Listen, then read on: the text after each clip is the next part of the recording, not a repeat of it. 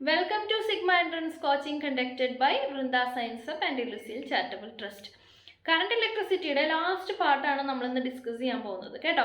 അപ്പോൾ ലാസ്റ്റത്തെ പൊട്ടൻഷ്യോമീറ്റർ, അതിൻ്റെ ആപ്ലിക്കേഷൻ, പിന്നെ ഈ ചാപ്റ്ററിൽ ഇമ്പോർട്ടൻ്റ് ആയ വേറെ ചില ക്വസ്റ്റ്യൻസ് ആണ് നമ്മളിന്ന് ഡിസ്കസ് ചെയ്യാൻ പോകുന്നത്. ഓക്കെ, നമ്മൾ ഇതിൻ്റെ തിയറിയൊക്കെ കൺസെപ്റ്റ് പഠിക്കുമ്പോൾ പഠിക്കുന്നതാണല്ലോ. അപ്പോൾ തിയറി നമ്മളിവിടെ ഡിസ്കസ് ചെയ്യുന്നില്ല. നമ്മൾ പറഞ്ഞു ഇപ്പോൾ പൊട്ടൻഷ്യോമീറ്റർ രണ്ട് പർപ്പസിനാണ് യൂസ് ചെയ്യുന്നത്. അതിൻ്റെ ഡയഗ്രാം മാത്രം കാണിക്കാം. ഇതാ ഇങ്ങനെയാണ്. സെക്കൻഡറി സർക്യൂട്ടാണ് മാറ്റം വരുന്നത് കേട്ടോ. പ്രൈമറി സർക്യൂട്ട് രണ്ടിനും ഒരുപോലെയാണ്. എന്തൊക്കെയാണ്? ഒരു സെല്ലുണ്ടാവും, ഒരു കീ ഉണ്ടാവും, ഒരു റിയോസ്റ്റാറ്റ് ഉണ്ടാവും. റിയോസ്റ്റാറ്റ് എന്ന് പറഞ്ഞു കഴിഞ്ഞാൽ ഒരു കുറേ റെസിസ്റ്റൻസ് മാറ്റി മാറ്റി വെക്കാൻ പറ്റുന്ന രീതിയിൽ, അഡ്ജസ്റ്റ് ചെയ്യാൻ പറ്റുന്ന രീതിയിലുള്ള ഒരു ഇൻസ്ട്രുമെൻ്റാണ്. ഓക്കെ, ഇങ്ങനെ സ്ലൈഡ് ചെയ്യും തോറും റെസിസ്റ്റൻസ് മാറും. അപ്പോൾ വേരിയബിൾ റെസിസ്റ്റൻസ് ആണ് റിയോസ്റ്റാറ്റ്. ഓക്കെ, സെക്കൻഡറി സർക്യൂട്ടാണ് മാറുന്നത്. അപ്പോൾ രണ്ട് സെല്ലിൻ്റെ EMF കണ്ടുപിടിക്കാനോ EMF കമ്പയർ ചെയ്യാനോ ഒക്കെ ആണെന്നുണ്ടെങ്കിൽ ഇങ്ങനത്തെ രീതിയിലുള്ള ഒരു സർക്യൂട്ടാണ് യൂസ് ചെയ്യുന്നത്. ആൻഡ് സെല്ലിൻ്റെ ഇൻറ്റേർണൽ റെസിസ്റ്റൻസ് കണ്ടുപിടിക്കാനാണെങ്കിൽ ഇങ്ങനത്തെ തരത്തിലുള്ള ഒരു സെറ്റപ്പാണ് യൂസ് ചെയ്യുന്നത്. ഓക്കെ, അപ്പോൾ ഇതിൻ്റെ ഇക്വേഷൻസ് മാത്രം നമ്മൾ അറിഞ്ഞിരിക്കണം. അപ്പോൾ കമ്പാരിസൺ ഓഫ് EMF ആണെന്നുണ്ടെങ്കിൽ EMF നമ്മൾ ബാലൻസിങ് ലെങ്ത്ത് നേരത്തെ പഠിച്ചല്ലോ. ആ ബാലൻസിങ് ലെങ്ത്തിൽ നേരത്തെ നമ്മൾ പഠിച്ച മീറ്റർ ബ്രിഡ്ജിൽ എന്തായിരുന്നു? ഒരു 1 മീറ്റർ ലെങ്ത്തുള്ള ഒരു വയറായിരുന്നു ഉണ്ടായിരുന്നത്. പക്ഷെ നമുക്ക് ഇവിടെ 10 മീറ്റർ, ആ 1 മീറ്ററിൻ്റെ തന്നെ എന്ത് ചെയ്യും? കണക്ട് ചെയ്യുമ്പോൾ ഇവിടെ നിന്ന് 1 മീറ്റർ, ഇവിടെ നിന്ന് പിന്നെ 1 മീറ്റർ ഇങ്ങോട്ട്, 1 മീറ്റർ ഇങ്ങോട്ട്, അങ്ങനെ 10 മീറ്റർ ലെങ്ത്തുള്ള വയറാണ് നമ്മുടെ പൊട്ടൻഷ്യോമീറ്ററിൽ ഉണ്ടാവുക. ഓക്കെ, അപ്പോൾ നമ്മളിങ്ങനെ ബാലൻസ് ചെയ്യും. നേരത്തെ അതേപോലെ തന്നെ ഗാൽവനോമീറ്ററിൽ 0 വരുന്നത് എപ്പോഴാണെന്ന് നോക്കിയിട്ട് ഈ ഇതിൽ ബാലൻസ് ചെയ്യും. അപ്പോൾ ആദ്യം E1 മാത്രം, കീ E1 മാത്രം ക്ലോസ് ചെയ്ത് വെച്ചിട്ട് സെല്ല് ഈ സർക്യൂട്ടിൽ സെല്ല് E1 മാത്രം ആക്ടിവേറ്റ് ചെയ്തിട്ട് നമ്മൾ ബാലൻസിങ് ലെങ്ത്ത് നോക്കും. ആൻഡ് പിന്നെ E1 അല്ലാതെ E2 മാത്രം സർക്യൂട്ടിൽ ഇൻക്ലൂഡ് ചെയ്തിട്ട്, മനസ്സിലായല്ലോ, രണ്ട് സെല്ലും കണക്ട് ചെയ്തിട്ടുണ്ടാവും. പക്ഷേ ഒരു സെല്ല് കീ വെച്ചിട്ട് ഓപ്പൺ ആക്കിയിട്ടുണ്ടാവും. കീ ഓപ്പൺ ആക്കിയിട്ടല്ല എന്താ മീനിങ്? അത് സർക്യൂട്ടിൻ്റെ ഭാഗമല്ല, അത് കണക്ട് ചെയ്യാത്തതിൻ്റെ ഈക്വലാണ്. അപ്പോൾ അങ്ങനെ ആദ്യം E2 കണക്ട് ചെയ്യാതെ E1 വഴി എങ്ങനെയാണ് ബാലൻസിങ് ലെങ്ത്ത് വരുന്നത് നോക്കും. പിന്നെ അതുപോലെ തന്നെ E1 ഇല്ലാതെ E2 മാത്രം സർക്യൂട്ടിൻ്റെ ഭാഗമായിട്ട് വരുമ്പോൾ ബാലൻസിങ് ലെങ്ത്ത് എന്താണെന്ന് നോക്കും. അപ്പോൾ ഇതിൻ്റെ റിലേഷൻ എന്ന് പറഞ്ഞു കഴിഞ്ഞാൽ E1 നമുക്കറിയാം, E1 ആയിരിക്കുമ്പോൾ അത് പ്രൊപ്പോർഷണൽ ടു L1 ആയിരിക്കും. L1 എന്ന് പറഞ്ഞാൽ നമ്മുടെ ആദ്യത്തെ balancing length.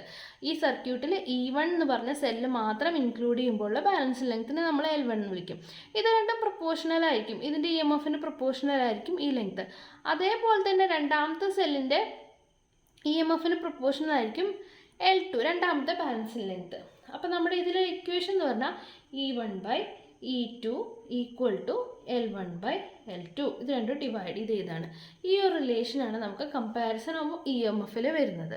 Okay, E1/E2 equal to L1/L2. അതിൽ E1 E2 രണ്ട് നമ്മൾ കമ്പയർ ചെയ്യുന്ന രണ്ട് സെല്ലാണ്. L1 L2 എന്ന് പറഞ്ഞു കഴിഞ്ഞാൽ രണ്ടിൻ്റെയും ബാലൻസിങ് ലെങ്ത്താണ്. ഓക്കെ, ആൻഡ് ഇനി ഇൻറ്റേർണൽ റെസിസ്റ്റൻസ് കണ്ടുപിടിക്കാനാണെങ്കിൽ ഒരു ഇക്വേഷനാണുള്ളത്. അത് വെരി വെരി ഇമ്പോർട്ടൻ്റ് ആണ്. ഇൻറ്റേർണൽ റെസിസ്റ്റൻസ് നമ്മൾ സ്മോൾ r വെച്ചിട്ടാണ് ഇൻഡിക്കേറ്റ് ചെയ്യുന്നത്, അല്ലേ? Small r equal to capital R. Capital R എന്ന് പറഞ്ഞാൽ ഈ സർക്യൂട്ടിലുള്ള ഹൈ റെസിസ്റ്റൻസ് ആണ്. ക്യാപിറ്റൽ R into L1 minus L2 divided by L2. ഈ ഇക്വേഷനാണ് നമ്മൾ പ്രധാനമായിട്ടും അറിയേണ്ടത്. ഓക്കെ, ഇത് സ്യൂട്ടബിൾ റെസിസ്റ്റൻസ് നമ്മൾ സെലക്ട് ചെയ്യുന്ന റെസിസ്റ്റൻസ് ആണ്. ഇത് സെല്ലിൻ്റെ ഇൻറ്റേർണൽ റെസിസ്റ്റൻസ് നമുക്കറിയില്ല, അത് കണ്ടുപിടിക്കാൻ വേണ്ടിയിട്ടാണ് നമ്മൾ ഇതുപോലെ ചെയ്യുന്നത്. ഓക്കെ, അപ്പോൾ നമ്മൾ ആദ്യം സെല്ല് ഇല്ലാതെ ബാലൻസ് ലെങ്ത്ത് കണ്ടുപിടിക്കും, അതാണ് L1. പിന്നെ ഈ സർക്യൂട്ടിൽ സെല്ല് ഇൻക്ലൂഡ് ചെയ്തിട്ട് വീണ്ടും ബാലൻസ് ലെങ്ത്ത് കണ്ടുപിടിക്കും, അതാണ് L2. അപ്പോൾ അത് രണ്ടും ചെയ്യുമ്പോൾ നമുക്ക് സെല്ല് വെച്ചപ്പോൾ ഉള്ള ആ സെല്ലിൻ്റെ ഇൻറ്റേർണൽ റെസിസ്റ്റൻസ് എന്താണെന്ന് പറഞ്ഞിട്ട് കണ്ടുപിടിക്കാൻ പറ്റും. ഓക്കെ, അപ്പോൾ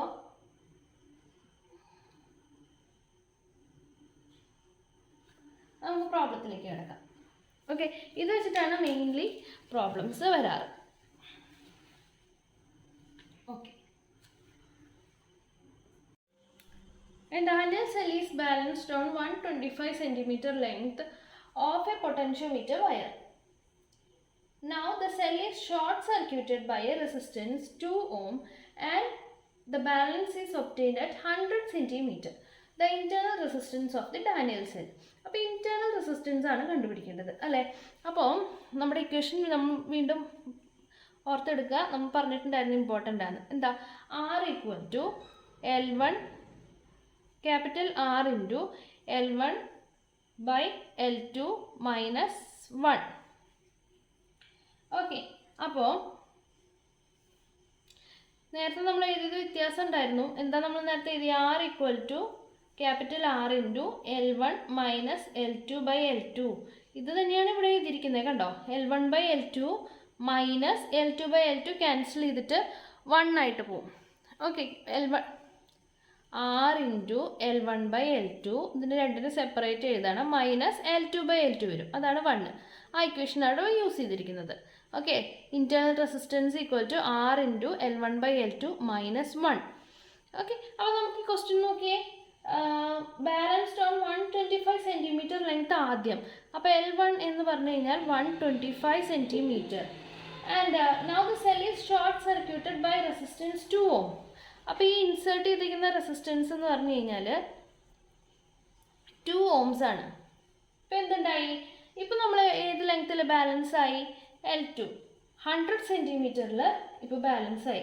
അങ്ങനെയാണെങ്കിൽ ഇൻറ്റേർണൽ റെസിസ്റ്റൻസ്, ഈ ഡാനിയൽ സെല്ലിൻ്റെ ഇൻറ്റേർണൽ റെസിസ്റ്റൻസ് എന്താണ് എന്നാണ് ചോദിച്ചിരിക്കുന്നത്. അപ്പോൾ നമുക്ക് ഡയറക്റ്റ് സബ്സ്റ്റിറ്റ്യൂട്ട് ചെയ്യാലോ. R into 2 into L1 by L2 എന്ന് പറഞ്ഞു കഴിഞ്ഞാൽ 125 ബൈ 100 മൈനസ് 1. ക്ലിയർ അല്ലേ? അപ്പം നമുക്കിത് സിമ്പിളാണ് അല്ലേ? എങ്ങനെയാണ്? സിമ്പിളായിട്ട് കട്ട് ചെയ്ത് കളയാലോ. 125 മൈനസ് 125 ഡിവൈഡഡ് ബൈ 100 ഇൻറ്റു 2. അപ്പോൾ 50 ബൈ 2, 50 ബൈ 100, അതായത് 1/2. 1/2 എന്ന് പറഞ്ഞാൽ 0.5 ohms. ഓക്കെ, ക്ലിയർ അല്ലേ? സിമ്പിളാണ്, ഡയറക്റ്റ് സബ്സ്റ്റിറ്റ്യൂഷനാണ് ഇങ്ങനത്തെ പ്രോബ്ലംസ് എല്ലാതും. ഓക്കെ, അപ്പോൾ ഇതുപോലത്തെ തന്നെ ഒരു പ്രോബ്ലം കൂടി ചെയ്യാം.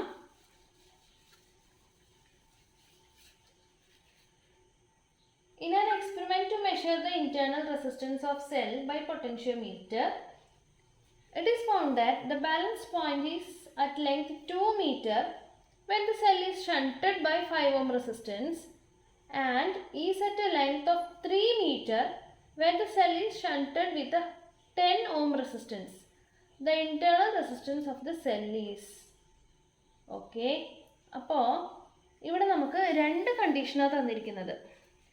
ഒരു ഇൻറ്റേർണൽ റെസിസ്റ്റൻസ് മെഷർ ചെയ്യാനുള്ള എക്സ്പെരിമെൻറ്റിൽ it is found that the balance point is 2 metre. ആദ്യം L1 എന്ന് പറഞ്ഞാൽ 2 മീറ്റർ ആയിരുന്നു. Well it is shunted by 5 ohm resistance. Okay, 5 ohm resistance ആയിരുന്നപ്പോൾ 2 മീറ്ററിലാണ് ബാലൻസ് ചെയ്തത്. And is that of length 3 metre. L2 3 മീറ്ററിലായിരുന്നു when it is shunted by 10 ohm resistance. The internal resistance. Okay, അപ്പോൾ ഇതിൻ്റെ പ്രത്യേകത എന്താണെന്ന് വെച്ച് കഴിഞ്ഞാൽ ഇത് രണ്ടും, ഇത് L1 അല്ല. L1 എന്ന് പറഞ്ഞു കഴിഞ്ഞാൽ റെസിസ്റ്റൻസ് ഇല്ലാത്തപ്പോൾ ഉള്ളതാണ്. അപ്പോൾ ഇത് L2 എന്ന് എടുക്കാം, ഇത് L2 ഡാഷ് എന്ന് എടുക്കാം. എന്തുകൊണ്ടാണ് ഇത് L1 നമ്മൾ എടുക്കാതിരുന്നത്? L1 എന്ന് പറഞ്ഞു കഴിഞ്ഞാൽ റെസിസ്റ്റൻസ് ഒന്നും വെച്ച് കണക്ട് ചെയ്യാത്ത സമയത്തുള്ളതാണ്. ഇത് രണ്ടും റെസിസ്റ്റൻസ് ഉള്ളതാണ്. ഓക്കെ, പക്ഷേ ഇത് രണ്ടും സെയിം സെല്ലിൻ്റെ EMF ആണ് മെഷർ ചെയ്യുന്നത്. അപ്പോൾ ഇത് രണ്ടും ഈക്വൽ ആയിരിക്കണം. മനസ്സിലായോ? ആറിൻ്റെ ഇക്വേഷൻ എന്ന് പറയുന്നത് R into L1 by L2 minus 1 ഉള്ളതാണ്. ഈ R എന്ന് പറയുന്നത് ഈ ടൈപ്പ് മെഷർമെൻറ്റ് ചെയ്താലും ഈ ടൈപ്പ് മെഷർമെൻറ്റ് ചെയ്താലും ഒരു സെല്ലിൻ്റെ ഇൻറ്റേർണൽ റെസിസ്റ്റൻസ് എന്തായാലും കോൺസ്റ്റൻ്റ് ആയിരിക്കും. ഒരു സെല്ലിനെ സംബന്ധിച്ച് ആ സെല്ലിൻ്റെ ഇൻറ്റേർണൽ റെസിസ്റ്റൻസ് എന്ന് പറയുന്നത് ഒരു ഫിക്സഡ് വാല്യൂ ആയിരിക്കും. അപ്പോൾ ഇത് വെച്ച് ചെയ്താലും ഈ R തന്നെ കിട്ടണം, ഇത് വെച്ച് ചെയ്താലും ഈ R തന്നെ കിട്ടണം. ഓക്കെ, അപ്പോൾ നമുക്ക് ഇത് വെച്ച് ചെയ്യുമ്പോൾ ഇക്വേഷൻ എന്ത് വരും? R ഇൻറ്റു 5 ഇൻറ്റു L1 നമുക്ക് അറിയില്ല കേട്ടോ. റെസിസ്റ്റൻസ് ഇല്ലാത്തപ്പോൾ ഉള്ള ബാലൻസ് ലെങ്ത് ആണ് L1, അത് നമുക്ക് അറിയില്ല. അപ്പോൾ L1 divided by L2 2 metre minus 1. ഇത് ചെയ്യുമ്പോൾ നമുക്ക് എന്താ കിട്ടുക? 6 ആണ് കിട്ടുന്നത്. ഓക്കെ, ഇനി ഈക്വൽ ടു നമ്മൾ എന്തിനാ എഴുതിയേ? ഇത് വെച്ച് ചെയ്യുമ്പോഴും ഈ 6 തന്നെയാണ് കിട്ടുക. അപ്പോൾ രണ്ടും ഈ 6 ആയതുകൊണ്ട് അത് രണ്ടും ഈക്വൽ ആയിരിക്കണം. ഇനി ഇത് വയ്ക്കുമ്പോഴുള്ള കണ്ടീഷൻ ഇതാ, 6 ഇൻറ്റു അവിടുത്തെ 6 10 ഇൻറ്റു L1, അവിടെ നമുക്കറിയില്ല, L1 ബൈ L2, ഇവിടെ L2 എന്ന് പറഞ്ഞാൽ 3 മീറ്റർ ആണ്, മൈനസ് 1. ഓക്കെ, ഇത് രണ്ടും ഈക്വൽ ആയിരിക്കും. അതിൻ്റെ കണ്ടീഷൻ നമ്മൾ ഓൾറെഡി പറഞ്ഞു. ഇത് 6 ആണ്, ഇതും സ്മോൾ 6 ആണ്. ഇതും ഇൻറ്റേർണൽ റെസിസ്റ്റൻസ് ആണ്, ഇതും ഇൻറ്റേർണൽ റെസിസ്റ്റൻസ് ആണ്. ഓക്കെ, അപ്പം നമുക്ക് ആദ്യം ഇതിൽ നിന്ന് L1 കണ്ടുപിടിക്കണം. ഓക്കെ, L1 നമുക്ക് എങ്ങനെ കണ്ടുപിടിക്കാം? ഇത് ബാലൻസ് ചെയ്യുമ്പോൾ ഇത് കട്ട് ചെയ്ത് പോയി, ഇത് 2 വന്നു. അതെങ്ങനെയാണെന്ന് കൺഫ്യൂഷൻ ഇല്ലല്ലോ അല്ലേ? ഇൻറ്റു 5 ഇവിടെ വരുമ്പോൾ ബൈ 5 ആവും. 10/5 2. അപ്പം നമുക്കിനി എന്താ ഉള്ളത്? L1 by 2 minus 1 equal to 2L1 by 3 minus 2. ഈ 2വിന് ഉള്ളിലേക്ക് എഴുതിയതാണ് കേട്ടോ. അപ്പോൾ ഇത് ചെയ്യുമ്പോൾ നമുക്ക് എന്താ കിട്ടുക? ഒന്ന് ക്രോസ് മൾട്ടിപ്ലൈ ചെയ്ത് എഴുതി നോക്കിയേ. 3L1 minus 6 equal to 4L1 minus 12. ഇത് ചെയ്തിട്ട് കിട്ടാത്തവർ ശാന്തമായിട്ടിരുന്ന് എഴുതി നോക്കുക കേട്ടോ. എന്താ ഇവിടെ LCM എടുക്കുക, ഇവിടെ LCM എടുക്കുക, അങ്ങനെ ചെയ്ത് നോക്കുക. ഓക്കെ, അപ്പോൾ നമുക്കിതിൽ നിന്ന് L1 എന്ത് കിട്ടും?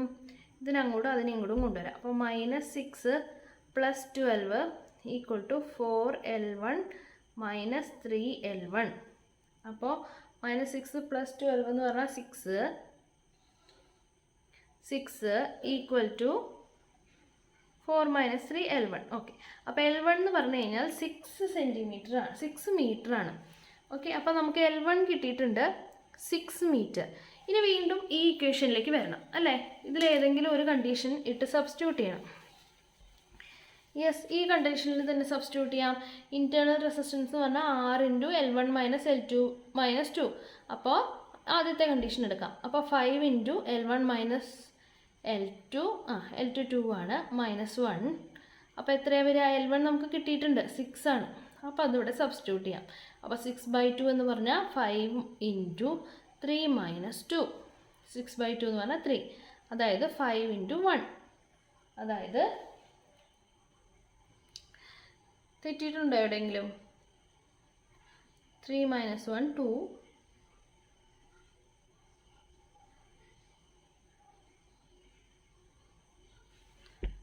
ഓക്കെ, ഇവിടെ 3 മൈനസ് 1 ആണ്. ഓക്കെ, 3 മൈനസ് 1 ആണ്. അപ്പോൾ 3 മൈനസ് 1 എന്ന് പറഞ്ഞാൽ അവിടെ 2 ആണ്. 2. അപ്പോൾ 5 ഇൻറ്റു 2 10 ഓം. 10 ഓം ആണ് ആൻസർ. ഓക്കെ, നമ്മളപ്പോൾ കറണ്ട് ഇലക്ട്രിസിറ്റി ഓൾമോസ്റ്റ് എല്ലാം കവർ ചെയ്തിട്ടുണ്ട്. ഇനി നമുക്ക് ആദ്യം തൊട്ട് ഇമ്പോർട്ടൻ്റ് ആയിട്ടുള്ള ഏതെങ്കിലും ക്വസ്റ്റ്യൻ വിട്ടുപോയിട്ടുണ്ടെങ്കിൽ അതൊക്കെ ഒന്ന് ഡിസ്കസ് ചെയ്യാം. ഓക്കെ, ഈ ഒരു ക്വസ്റ്റ്യൻ നോക്കൂ. The equivalent resistance of the circuit across point A and B is equal to 22.5 ohm, 25 ohm, 37.5 ohms and 75 ohms. Circuit നോക്കൂ. സർക്യൂട്ട് ഒരു A ഇവിടെ, B ഇവിടെയാണ്. ഓക്കെ, ഇതാണ് സ്റ്റാർട്ട് ചെയ്യുന്ന പോയിന്റ്. നമ്മൾ സർക്യൂട്ട് കൺസിഡർ ചെയ്യുകയാണെന്നുണ്ടെങ്കിൽ എയിൽ നിന്ന് സ്റ്റാർട്ട് ചെയ്ത് കഴിഞ്ഞാൽ ദാ ഇവിടെ 2 റെസിസ്റ്റേഴ്സ് ഉണ്ട്. ആൻഡ് ദെൻ ഇവിടെ ഒരു റെസിസ്റ്റൻസ് ഉണ്ട്, പിന്നെ ഇവിടെ ഒരു റെസിസ്റ്റർ ഉണ്ട്, ഇവിടെ എഗെയിൻ 2 റെസിസ്റ്റേഴ്സ് ഉണ്ട്, ആൻഡ് ഇവിടെ വീണ്ടും ഒരു റെസിസ്റ്റർ, പിന്നെ ഇവിടെ ഒരു റെസിസ്റ്റർ ആൻഡ് ബി. ഇതിൻ്റെ ഇടയ്ക്ക് ഈ പോയിന്റും ഈ പോയിന്റും തമ്മിൽ കണക്ഷൻ ഉണ്ട്. ആൻഡ് ഈ പോയിന്റും തമ്മിൽ കണക്ഷൻ ഉണ്ട്. ഇവിടെ എന്തിനാ ഇങ്ങനെ വരയ്ക്കുന്നത്? ഈ വരയും അതായത് ഇവിടെ നിന്ന് ഇങ്ങോട്ടുള്ള ഈ കണക്ഷനും ഇവിടെ നിന്ന് ഇങ്ങോട്ടുള്ള കണക്ഷനും തമ്മിൽ ഒരു കണക്ഷൻ ഇല്ല. ഓക്കെ, അത് വെവ്വേറെയാണ്. പക്ഷെ വരയ്ക്കുമ്പോൾ അത് ഇതിൻ്റെ മുകളിൽ കൂടെ ഇങ്ങനെ വരച്ചു കഴിഞ്ഞാൽ അവിടെയും ഒരു ജോയിന്റ് ഉള്ള പോലെ തോന്നും.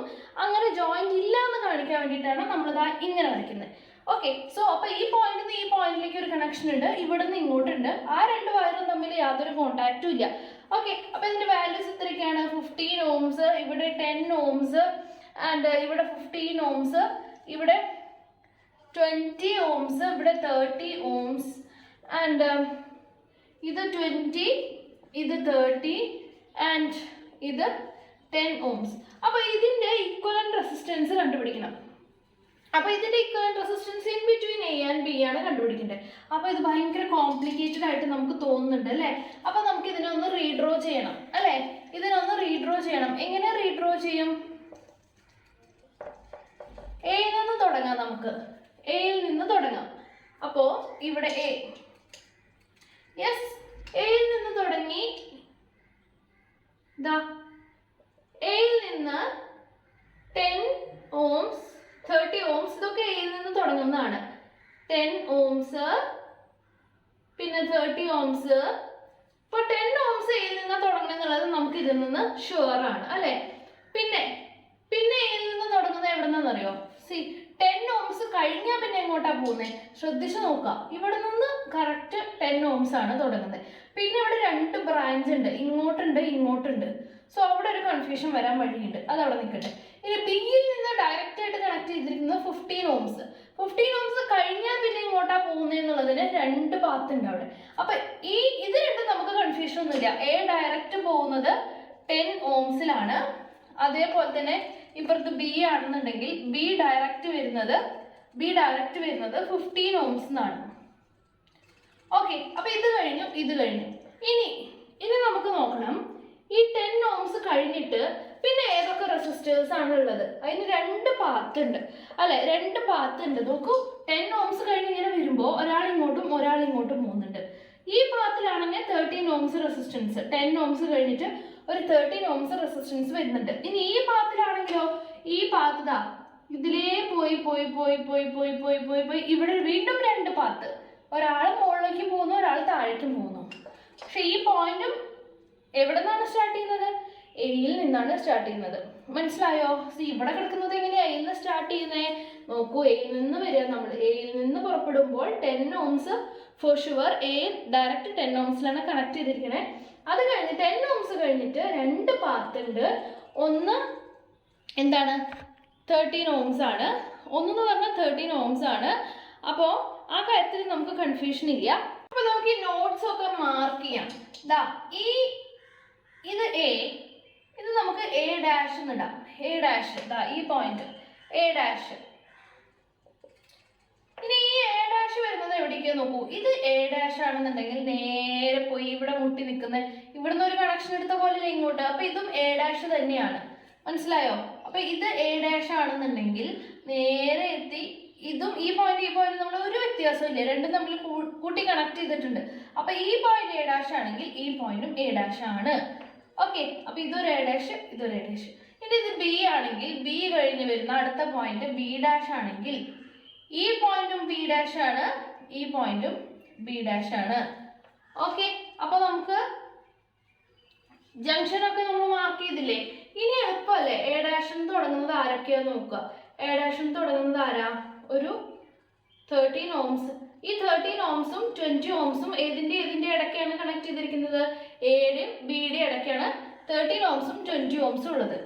ഓക്കെ, അപ്പൊ ഇവിടെ ഒരു 13 ohmsഉം 30ഉം 20ഉം.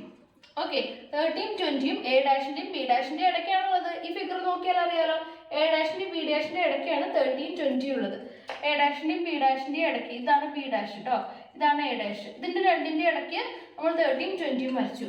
ഇനി നോക്കിയേ, ഈ റെസിസ്റ്റൻസ് 10ഉം പിന്നെ ഇത് എത്രയാണ്? 15ഉം. 10ഉം 15ഉം ഏതിന്റെ ഇടയ്ക്കാണുള്ളത്? നോക്കൂ, അതും എ ഡാഷിന്റെയും ബി ഡാഷിന്റെയും ഇടയ്ക്കാണുള്ളത് അല്ലെ?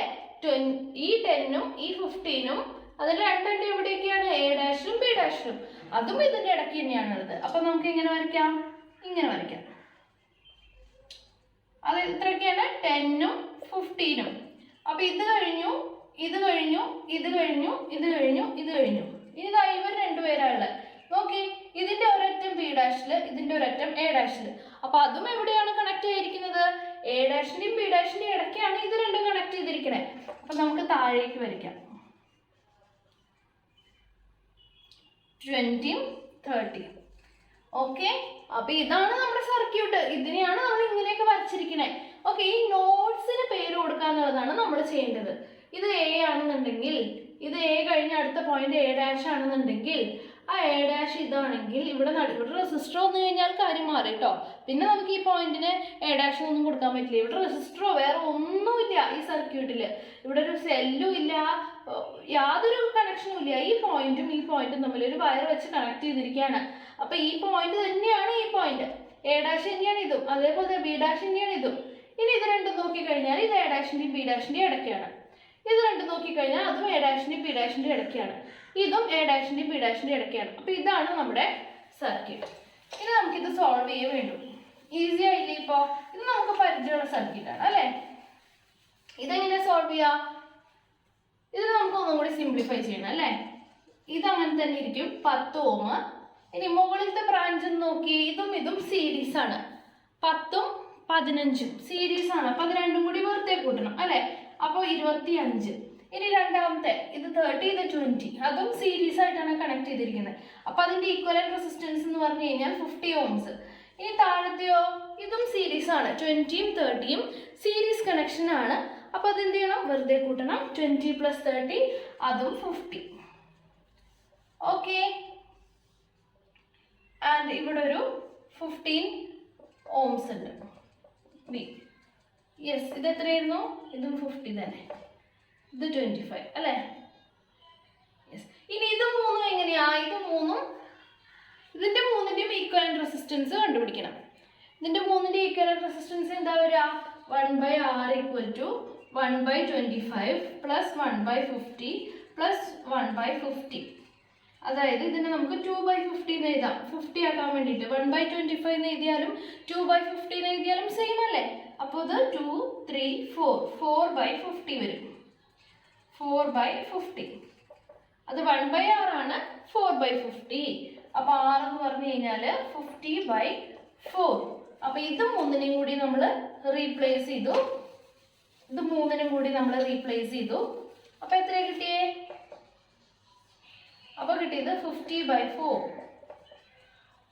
ലാസ്റ്റ് സ്റ്റെപ്പ് എത്തി നമ്മൾ. ഇനി എക്കും ബിക്കും ഇടയ്ക്കുള്ള റെസിസ്റ്റൻസ് കണ്ടുപിടിച്ചാൽ മതി. എക്കും ബിക്കും ഇടയ്ക്കുള്ള റെസിസ്റ്റൻസ് എന്ന് പറഞ്ഞു കഴിഞ്ഞാൽ ഇത് മൂന്നും കൂടി എങ്ങനെയാണ് കണക്ട് ചെയ്തിരിക്കുന്നത്? സീരീസ് ആയിട്ടാണ് കണക്ട് ചെയ്തിരിക്കുന്നത്. അപ്പൊ വെറുതെ ആഡ് ചെയ്താൽ മതി. R = 10 + 50/4 + 15.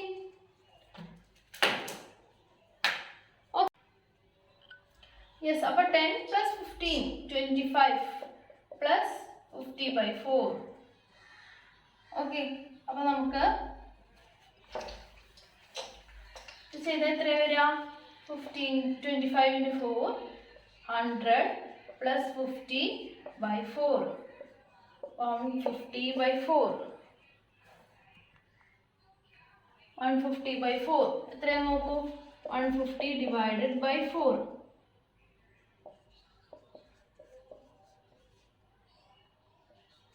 അപ്പോൾ 37 പോയിന്റ് സംതിങ് കിട്ടും. 37.5 ഓംസ്. അപ്പൊ ഇതിന്റെ ഈക്വലന്റ് റെസിസ്റ്റൻസ് എന്ന് പറഞ്ഞാൽ 37.5 ഓംസ് ആണ്. ഓക്കെ, ക്ലിയർ ആയോ? അടുത്ത ക്വസ്റ്റ്യനിലേക്ക് പോവാം. Yes,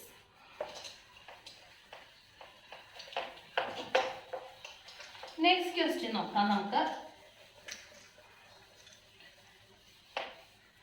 Yes, in the given circuit, the galvanometer G will show 0 deflection if അപ്പോൾ നമ്മുടെ വീറ്റ്സ്റ്റോൺ ബ്രിഡ്ജിന്റെ പ്രിൻസിപ്പിൾ ആണ് നമ്മളിവിടെ യൂസ് ചെയ്യേണ്ടത്. പക്ഷേ സർക്യൂട്ട് നമ്മൾ വിചാരിക്കുന്ന പോലെ അത്ര എളുപ്പമല്ല. തന്നിരിക്കുന്ന സർക്യൂട്ടിൽ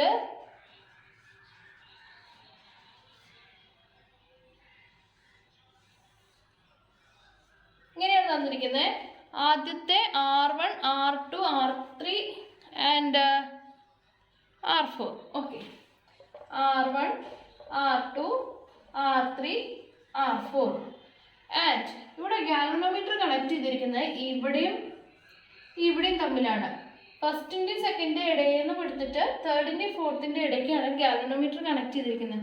ആൻഡ് ഇതിൽ സെല്ല് കാണുന്നില്ലല്ലോ. സെല്ല് എവിടെയാണ്? സെല്ല് ഇവിടെയാണ് കണക്ട് ചെയ്തിരിക്കുന്നത്. ഓക്കെ, സെല്ല് ഇതാ ഇവിടെയാണ് കണക്ട് ചെയ്തിരിക്കുന്നത്. അപ്പോൾ ഇതിന്റെ ബാലൻസിങ് കണ്ടീഷൻ എത്രയാണെന്നാണ് ചുരുക്കത്തിൽ ചോദ്യം.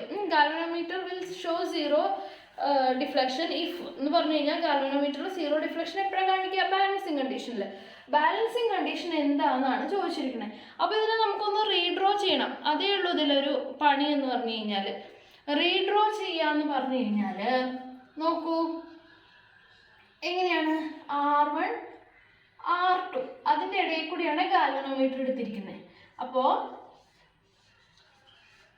R1 R2 അതിൻ്റെ ഇടയിൽ കൂടെ ഗാൽവനോമീറ്റർ എടുത്തിട്ടുണ്ട്.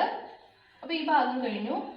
ഇനി R2ൻ്റെ കൂടെ R3, R2ന് സീരീസ് ആയിട്ടാണ് R3. ഓക്കെ, ഇവിടെയാണ് R3, കാരണം R2ൻ്റെ R2 കഴിഞ്ഞിട്ട് R3 ആണ്. അപ്പോൾ R2ൻ്റെ കൂടെ R3 ആൻഡ് R4ഉം R1ഉം കൂടി കണക്ഷൻ ഉണ്ട് കണ്ടോ. R3 കഴിഞ്ഞിട്ട് R4, ആ R4 പിന്നെ എങ്ങോട്ടാണ് കണക്ട് ചെയ്തിരിക്കുന്നത്? R1ലേക്ക്. അപ്പോൾ ഇവിടെ തന്നെയാണ് R4. നോക്കി, R3 കഴിഞ്ഞിട്ട് R4, ആ R4ൻ്റെ മറ്റേ അറ്റം R1ലേക്ക്. R3 കഴിഞ്ഞിട്ട് R4, R1ൻ്റെ മറ്റേ അറ്റം എന്താ? R1ലേക്ക്. അപ്പോൾ ആ കാര്യം ഓക്കെ. ഈ ഗാൽവനോമീറ്ററിൻ്റെ മറ്റേത് R3ക്ക് R4ന് ഇടയ്ക്ക്, R3ക്ക് R4ന് ഇടയ്ക്ക് ഇതാ ഇവിടെ. ഇനി സെല്ല് ഇവിടെ കണക്ട് ചെയ്തിരിക്കണേ നോക്കൂ. R1ൻ്റെയും R4ൻ്റെയും ഇടയിൽ ഈ ജംഗ്ഷനിൽ നിന്ന് ഇവിടെ R2ക്കും R3ക്കും ഇടയിൽ ഇവിടെ സെല്ല് നമുക്ക് എല്ലാവർക്കും പരിചയമുള്ള നമ്മുടെ വീറ്റ്സ്റ്റോൺ ബ്രിഡ്ജ് കിട്ടി. ഇനി ഗാൽവനോമീറ്റർ എപ്പോഴാണ് സീറോ ഡിഫ്ലക്ഷൻ കാണിക്കാന്ന് എഴുതിയാൽ മതി. ഗാൽവനോമീറ്റർ സീറോ ഡിഫ്ലക്ഷൻ കാണിക്കുന്നത് എപ്പോഴാണ്? R1 by R4. എന്താ അതിൻ്റെ condition? R1 by R4 equal to R2 by R3. Okay, R1 by, അപ്പം നമ്മുടെ വീറ്റ്സ്റ്റോൺ ബ്രിഡ്ജ് പഠിപ്പിക്കുമ്പോൾ ഞാൻ പറഞ്ഞിട്ടുണ്ടായിരുന്നു R1 by R2 equal to R3 by R4 എന്ന് ബൈ ഹാർട്ട് പഠിച്ചു വെക്കരുത്. ഏതാണ് R1, ഏതാണ് R2, ഏതാണ് R3, ഏതാണ് R4 എന്നുള്ളതിനെ കുറിച്ച് കറക്റ്റ് ആയിട്ടുള്ള ധാരണ വേണം. അപ്പോൾ ഈ സർക്യൂട്ട് നോക്കുകയാണെങ്കിൽ R1 by R4 equal to R2 by R3 അതാണ് ഇവിടുത്തെ ബാലൻസിങ് കണ്ടീഷൻ. ഓക്കെ,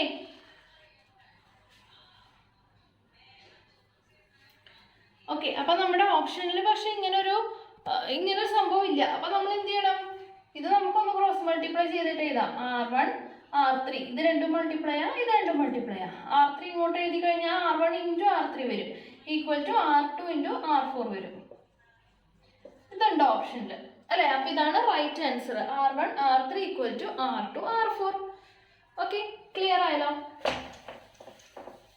അപ്പോൾ ഇതൊന്ന് റീഡ്രോ ചെയ്യാൻ വേണ്ടിയിട്ടാണ് നമ്മൾ ഇതിൽ നിന്ന് പഠിക്കേണ്ടത്. ഇങ്ങനത്തെ ക്വസ്റ്റ്യൻസ് ഷുവറായിട്ട് വരും. അടുത്ത ക്വസ്റ്റ്യൻ നോക്കാം. The figure shows a meter bridge circuit X equal to 12 ohm square and R is equal to 18 ohms. The jockey J is in the position of balance. If R is made 8 ohms, through what distance will be the jockey have to be moved to obtain balance? അപ്പോൾ എന്താണ് question? ഈ ഫിഗറിൽ എക്സിൻ്റെയും ആറിൻ്റെയും value തന്നിട്ടുണ്ട്. And jockey ഒരു balanced position ആണെന്നും തന്നിട്ടുണ്ട്. ഇനി എന്താ? If R is made 8 ohms, ആറിൻ്റെ വാല്യൂ മാറ്റി നമ്മൾ വേറൊരു വാല്യൂ വെച്ചു. അപ്പോൾ ഇപ്പോഴത്തെ ബാലൻസിങ് കണ്ടീഷൻ എന്താണെന്നാണ് ചോദിച്ചിരിക്കുന്നത്. അപ്പോൾ ആദ്യത്തേൽ നിന്ന് റേഷ്യോ കണ്ടുപിടിച്ചിട്ട് രണ്ടാമത്തേക്ക് സബ്സ്റ്റിറ്റ്യൂട്ട് ചെയ്യണം. ഒന്നുകൂടി പറയാം, എക്സും ആറും രണ്ട് റെസിസ്റ്റേഴ്സും നോണാണ്, പക്ഷെ ബാലൻസിങ് ലെങ്ത് തന്നിട്ടില്ല. ബാലൻസിങ് ലെങ്ത്തിലാണ് ഉള്ളത് എന്നുള്ള ക്ലൂ മാത്രമേ തന്നിട്ടുള്ളൂ. ഇനി നമ്മൾ ആ ആറിനെ എടുത്തിട്ട് വേറെ ആറ് പ്ലേസ് ചെയ്യാണ്. അപ്പോൾ ബാലൻസിങ് കണ്ടീഷൻ എങ്ങനെ മാറും, ബാലൻസിങ് ലെങ്ത് എത്രയാവും എന്നാണ് ക്വസ്റ്റ്യൻ ചോദിച്ചിരിക്കുന്നത്. Okay, yes. അപ്പം നമുക്കിത് എങ്ങനെ ചെയ്യാം?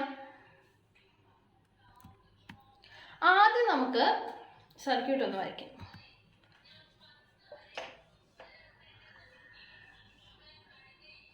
ഇവിടെ എക്സ്, ഇവിടെ ആറ്, ഇവിടെ വയറ്, ഇവിടുന്ന് ജോക്കി, ഇവിടെ ബാലൻസിങ് കണ്ടീഷനിൽ ഇരിക്കുന്നുണ്ട്. ഇത് എക്സ്, ഇത് ആറ്. ആദ്യം എക്സ് എന്ന് പറഞ്ഞു കഴിഞ്ഞാൽ എക്സ് ഈക്വൽ ടു 12 ohms ആയിരുന്നു, ആർ ഈക്വൽ ടു 18 ohms ആയിരുന്നു. ഓക്കെ, ഇനി നെക്സ്റ്റ് കണ്ടീഷൻ R2. നെക്സ്റ്റ് കണ്ടീഷനിലാണെങ്കിൽ R2 ഈ R മാറ്റിയിട്ട് 8 ഓംസ് വെച്ചു. ഓക്കെ, അപ്പോൾ എത്രയാണ് ബാലൻസിങ് ലെങ്ത് എന്നുള്ളതാണ് ചോദ്യം. അപ്പം നമ്മൾ ആദ്യം എന്ത് ചെയ്യണം? ആദ്യം നമ്മുടെ കണ്ടീഷൻ എഴുതണം. എന്താ? ഓക്കെ, അപ്പോൾ നമ്മുടെ ഇതെന്താ, മീറ്റർ ബ്രിഡ്ജിന്റെ ഇക്വേഷൻ നമുക്കറിയാം. നമ്മൾ പഠിച്ച ഇക്വേഷൻ എന്താ? R/S = 100 L / 100 - L. പക്ഷെ ഇവിടെ ആറിന്റെ പൊസിഷൻ ഇത് അതാണ് പഠിച്ചു വെക്കേണ്ടത്. ലെറ്റേഴ്സ് അങ്ങോട്ടും ഇങ്ങോട്ടും മാറി കഴിഞ്ഞാൽ നമുക്ക് കൺഫ്യൂഷൻ വരാൻ പാടില്ല. R/S എന്നുള്ളത് R ഇവിടെ ആയിരുന്നു, S ഇവിടെ ആയിരുന്നു. അപ്പൊ ഇവിടുത്തെ ഇക്വേഷൻ എന്താ വരിക? x/r = L / 100 - L. ഇനി നമുക്ക് എല്ലാത്തിനും വാല്യൂ അറിയാം. x എന്ന് പറഞ്ഞു കഴിഞ്ഞാൽ 12 / 18 = L / 100 - L. ശരിയല്ലേ? ഇനി നമുക്ക് ഇതിനെ ഒന്ന് കട്ട് ചെയ്യാം. 12നെയും 18നെയും 6 വെച്ച് കട്ട് ചെയ്യുമ്പോൾ 2/3 വരും. 2/3 വന്നു. ഇനി ഇതിനെ ക്രോസ് മൾട്ടിപ്ലൈ ചെയ്ത് കഴിഞ്ഞാൽ Lന്റെ വാല്യൂ കണ്ടുപിടിക്കാം. എങ്ങനെയാണ് ചെയ്യാം? നമുക്ക് ഇതിനെ ഒന്ന് ക്രോസ് മൾട്ടിപ്ലൈ ചെയ്ത് നോക്കാം. അപ്പോൾ 2 × 100 - L = 3L. Okay, 2 × 100 - L = 3L. ഇനി 2 × 100 എന്ന് പറഞ്ഞാൽ 200 മൈനസ് 2 × L എന്ന് പറഞ്ഞാൽ 2L. 200 - 2L = 3L. ഇനി 200 = 3L. ഈ -2Lനെ അപ്പുറത്ത് RHSലേക്ക് കൊണ്ടുപോവാണ്. അപ്പോൾ -2L അപ്പുറത്ത് പോകുമ്പോൾ +2L. അപ്പോൾ ഇത് 5L. 200 = 5L. Okay, 200 = 5L. അപ്പോൾ L എന്ന് പറഞ്ഞാൽ എന്താ? 200 / 5 എത്രയാണ്? 40 സെന്റിമീറ്റർ.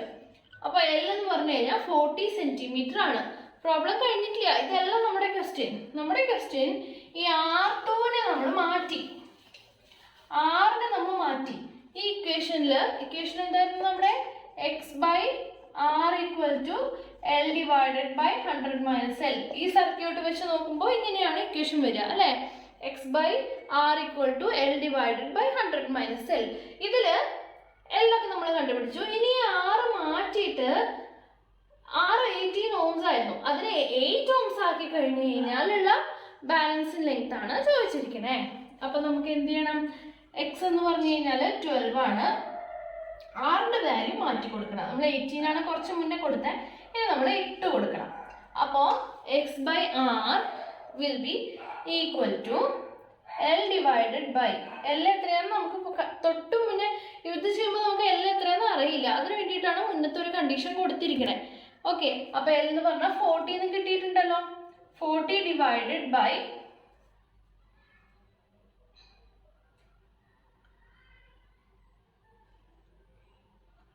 ഓക്കെ, അപ്പോൾ ഇത് നമുക്ക് ഇവിടെ കൊടുക്കണ്ട. ഈ ലെങ്ത് മാറുന്നുണ്ട്. അപ്പോൾ L തന്നെ കൊടുക്കാം. L / 100 - L. ഇനി നമുക്ക് ഇത് വെച്ചിട്ട് L കണ്ടുപിടിക്കാം. നേരത്തെ ചെയ്ത അതേ മെത്തേഡ്. ഇത് കട്ട് ചെയ്യുമ്പോൾ 3/2 വരും. അപ്പോൾ 3 × 100 - L = 2 × L.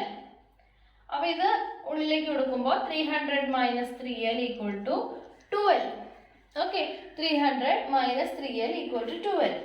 അപ്പോൾ 300 = -3L ഇവിടേക്ക് എഴുതുമ്പോൾ +3L. അപ്പോൾ 5L. അപ്പോൾ L = 300/5, അതായത് 60 സെന്റിമീറ്റേഴ്സ്. ഓക്കെ, ക്വസ്റ്റ്യൻ എന്തായിരുന്നു? 60 ഓപ്ഷനിലില്ല. അപ്പോൾ നമുക്ക് ക്വസ്റ്റ്യൻ ഒന്നുകൂടി വായിച്ചു നോക്കാം. What distance will be the jockey have to be moved? Okay, അപ്പോൾ ജോക്കി ആദ്യം ഇരിക്കുന്നത് ഏത് ഡിസ്റ്റൻസിലാണ്? 40 സെന്റിമീറ്ററിലാണ്. ഇനി ക്വസ്റ്റ്യൻ ചോദിച്ചിരിക്കുന്നത് what distance will the jockey have to be moved? ഇപ്പോൾ ഇരിക്കുന്ന പൊസിഷനിൽ നിന്ന് എത്ര മാറ്റണം? അപ്പോൾ ഇതിന്റെ ബാലൻസ് ലെങ്ത് 60 ആണ്. ഇപ്പോൾ ഇരിക്കുന്നത് 40ലാണ്. അപ്പോൾ എത്ര മാറ്റണം? 20 സെന്റിമീറ്റേഴ്സും കൂടി മാറ്റണം അല്ലേ? അതാണ് ക്വസ്റ്റ്യൻ. അപ്പോൾ ബാലൻസ് ലെങ്ത് കണ്ടുപിടിക്കാന്ന് വിചാരിച്ച് നമ്മൾ ലെങ്ത് കണ്ടുപിടിച്ചു. അപ്പോഴാണ് നമ്മൾ ക്വസ്റ്റ്യൻ ഒന്നും കൂടി വായിച്ചു നോക്കിയത്. Through what distance will the jockey J have to be moved to obtain balance? ആദ്യം ഉണ്ടായിരുന്ന ഈ പൊസിഷനിൽ നിന്ന് ഇനി എത്ര ഡിസ്റ്റൻസ് മാറ്റണം ജോക്കി? എത്ര ഡിസ്റ്റൻസ് മാറ്റണം? 20 സെൻറ്റിമീറ്റർ കൂടി മാറ്റണം. കാരണം ഇത് 60 ആണ്, നേരത്തെ ഉണ്ടായിരുന്നത് 14 ആണ്. സോ 20 സെൻറ്റിമീറ്റർ കൂടി മാറ്റണം. ഓക്കെ, ക്ലിയർ ആയല്ലോ? യെസ്. അടുത്ത problem.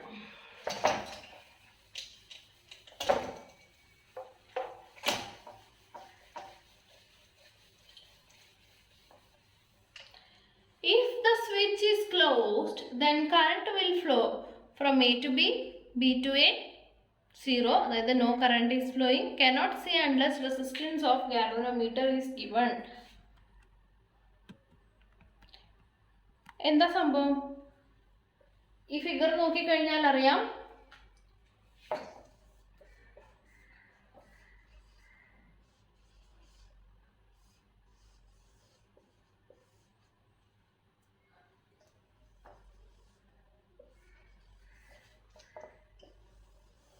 എത്രയൊക്കെയാണ് values? 10 ohms, 5 ohms, 5 ohms, 10 ohms. ഇതല്ലേ? ഇത് ലോജിക്കലായിട്ട് ചെയ്യാവുന്ന പ്രോബ്ലം ആണ്. ഈ സ്വിച്ച്, ഇവിടെ സ്വിച്ച് ഉണ്ട്, ആ സ്വിച്ച് ക്ലോസ് ആയി കഴിഞ്ഞാൽ എന്ന് പറഞ്ഞു കഴിഞ്ഞാൽ സർക്യൂട്ട് കംപ്ലീറ്റ് ആയി കഴിഞ്ഞാൽ കറണ്ട് എങ്ങോട്ടാണ് ഒഴുകുന്നത്? എയും ബി ഏതാ? ഇത് മുകളിൽ എ, താഴെ ബി. എന്ന് ബിയോട്ടാണോ ബിന്ന് എയോട്ടാണോ? അതോ കറണ്ടേ ഫ്ലോ ചെയ്യില്ലേ ഇതിൻ്റെ ഇടയ്ക്ക്? കറണ്ട് ഫ്ലോ ചെയ്യൂലേ എന്ന് നമുക്ക് ആദ്യം തന്നെ നോക്കാം അല്ലേ? R1/R2 10/5 ഈക്വൽ ടു R3/R4 ആവണം 5/10. ഇത് ഈക്വൽ അല്ല. 5/10 എന്ന് പറഞ്ഞാലും 10/5 എന്ന് പറഞ്ഞാലും ഈക്വൽ അല്ല. ഓക്കെ, അപ്പം 0 അല്ല. എന്തായാലും കറണ്ട് ഫ്ലോ ചെയ്യും ഗാൽവനോമീറ്ററിൽ കൂടെ. ഇനി A to B ആണോ B to A ആണോ എന്നുള്ള സംശയമുണ്ട് അല്ലേ? അപ്പം അതിന് നമ്മൾ സിമ്പിളായിട്ട് ആലോചിച്ച് നോക്കിയാൽ മതി. ഇവിടെ നിന്ന് ഇങ്ങനെ കറണ്ട് വരികയാണ്, I എന്ന് പറഞ്ഞ കറണ്ട് വരികയാണ്. ഇവിടെ എത്തുമ്പോൾ കറണ്ട് സ്പ്ലിറ്റ് ആവും അല്ലേ? ഇവിടുന്ന് സ്പ്ലിറ്റ് ആയിട്ട് കൂടുതൽ കറണ്ട് എങ്ങോട്ടാ മൂവ് ചെയ്യുക? ഇത് 10 ohm റെസിസ്റ്റർ, ഇത് 10 ohm ആണ് ഇതിൻ്റെ റെസിസ്റ്റൻസ്. ഇവിടെ 5 ohm ആണ്. കറണ്ട് കൂടുതൽ എങ്ങോട്ടാണ് മൂവ് ചെയ്യുക? 10 ohmന്റെ ബ്രാഞ്ചിലേക്കാണോ 5 ohmന്റെ ബ്രാഞ്ചിലേക്കാണോ? ജസ്റ്റ് ഒന്ന് ചിന്തിച്ച് നോക്കിയാൽ നമുക്ക് മനസ്സിലാവും. ഏത് റെസിസ്റ്റൻസ് കൂടുതൽ എന്ന് പറഞ്ഞു കഴിഞ്ഞാൽ കറണ്ടിന്റെ ഫ്ലോ എന്തായിരിക്കും? കുറവായിരിക്കും. കറണ്ടിന്റെ ഫ്ലോന് ഒപ്പോസ് ചെയ്യുന്നതല്ലേ നമുക്ക് റെസിസ്റ്റൻസ് എന്ന് നമുക്കറിയാം അല്ലേ?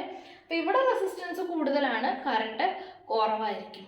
ആൻഡ് ഇവിടെ റെസിസ്റ്റൻസ് ഇതിനേക്കാളും കുറവാണ്. അപ്പൊ ഇവിടെ വന്നത് കൺഫ്യൂഷൻ ആയി നിൽക്കുന്ന കറണ്ടിന് കൂടുതൽ കറണ്ട് എങ്ങോട്ട് പോവും? ഈ ബ്രാഞ്ചിലേക്കാണ് പോവുക. കാരണം അതാണ് ലോ റെസിസ്റ്റൻസ് പാത്ത് അല്ലേ? അപ്പൊ ഇങ്ങോട്ട് പോവും 5. ഇനി ഇവിടെ എത്തുമ്പോഴോ? ഇവിടെ എത്തുമ്പോൾ ഇവിടെ നിന്ന് ഇങ്ങോട്ടാണ്, ഇവിടെ നിന്ന് ഇങ്ങോട്ടാണ്. കൂടുതൽ കറണ്ട് ഉള്ളത് ഇവിടെ അല്ലേ? കൂടുതൽ കറണ്ട് ഈ ബ്രാഞ്ചിൽ കൂടെയാണ് വന്നത് അല്ലേ? അപ്പോൾ എങ്ങോട്ട് പോവും? ഇങ്ങോട്ട് പോവും. എന്തുകൊണ്ടാ? ഈ ബ്രാഞ്ചിൽ എത്തുമ്പോൾ വീണ്ടും ഡൗട്ട് വരും. ഇങ്ങോട്ട് മൂവ് ചെയ്യാനായിട്ട് ഈ പാത്തിൽ കൂടെ പോകുന്നതാണോ നല്ലത്, അതോ ഇതിലേ പോയി ഇതിലേ വരുന്നതാണോ നല്ലത്? നോക്കിയേ, ഇവിടെ 5 ohm ആണ് റെസിസ്റ്റൻസ്, ഇവിടെ 10 ohm ആണ് റെസിസ്റ്റൻസ്. അപ്പൊ കറണ്ട് ഇവിടെ വന്നിരിക്കുന്ന കറണ്ടിന് ഇവിടെ എത്തുമ്പോൾ 10 ohmൽ കൂടെ പോകുന്നതാണോ എളുപ്പം, അതോ ഇതിലെ പോയി 5 ohmൽ കൂടെ പോകുന്നതാണോ എളുപ്പം? ഇതിലേ പോകുന്നതാണ് എളുപ്പം അല്ലേ? ഓക്കെ, ഇതിലെ കറണ്ട് ഇങ്ങോട്ട് വരുന്ന കറണ്ട്, കൂടുതൽ കറണ്ട് ഇങ്ങോട്ടാണ് വരിക. ആ കൂടുതൽ വരുന്ന കറണ്ട് ഇതിലേ പോയി ഇങ്ങോട്ട് മൂവ് ചെയ്യും. സോ B to A ആണ് കറണ്ടിന്റെ ഡയറക്ഷൻ. ഓക്കെ, ക്ലിയർ ആയല്ലോ? യെസ്. ഓക്കെ, അപ്പോൾ നമ്മുടെ കറണ്ട് ഇലക്ട്രിസിറ്റി എന്നുള്ള ചാപ്റ്റർ നമ്മൾ കംപ്ലീറ്റ് ചെയ്തിരിക്കുകയാണ്. അടുത്ത ക്ലാസ്സിൽ നമ്മൾ moving charges and magnetism discuss ചെയ്യും.